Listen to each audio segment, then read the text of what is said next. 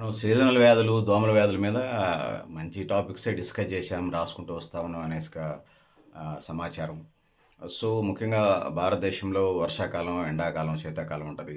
అందులో దోమల వ్యాధులు, నీళ్ళ వల్ల వచ్చే వ్యాధులుంటాయి. దోమల వల్ల వచ్చేది chikungunya, malaria, dengue, dengue, filaria అంటే బోదకాలు, ఇట్లా దోమలున్నాయి. ఆటికి సంబంధించి కార్యక్రమాలు చేపట్టాల్సిన అవసరం ఉంది. సో, ఫాగింగ్ చేయటం, స్టోరేజ్ నీళ్ళని బారబెట్టడం. ఫ్రైడే డ్రై డే అంటున్నారు. ఫ్రైడే కాదు, ఎవరికి ఇల్లున్న రోజు ఆ రోజు నీళ్ళని తోడేయటం, బయట పోయటం. సో, నీళ్ళు స్టోరేజ్ నీళ్ళుందే ఫ్రిడ్జ్‌లల్లో, కూలర్‌లల్లో, అదే ఫ్రిడ్జ్‌లల్లో నీళ్ళు వేరు కదా! కూలర్‌లల్లో లేకపోతే ఐస్ క్రీమ్ కప్‌లు ఆడబడి ఉంటే, ఫంక్షన్ జరిగినప్పుడు ప్లాస్టిక్ గ్లాసులు, లేకపోతే టైర్లు, పాత సామాన్లు, ప్లాస్టిక్ డబ్బాలు ఈ నీళ్ళల్లో స్టోర్ అయితే వాటిలో నుంచే డెంగ్యూ దోమలు వస్తుంటాయి.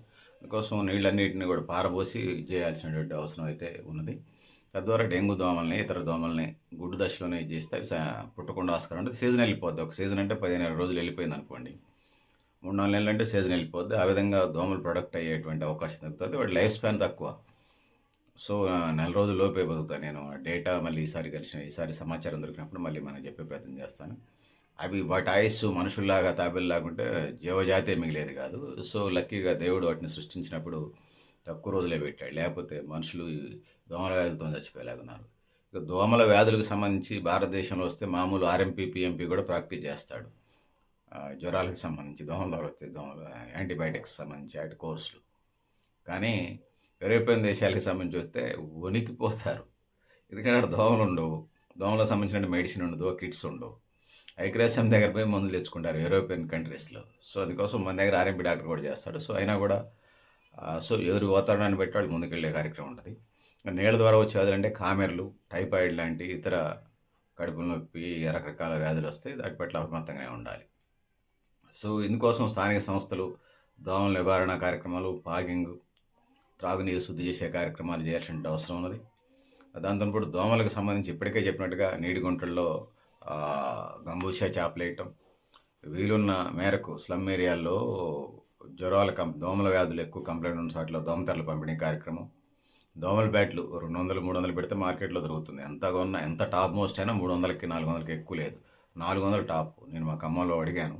పెద్ద సూపర్ స్టార్ బ్యాటర్ అంట అది. సూపర్ డూపర్ బ్యాటర్ అంటే 400 మ్యాక్సిమం ఉన్నది. సరే, ఎంత హైదరాబాద్ సిటీ అయినా కూడా 500కి ఎక్కువ ఉండదు.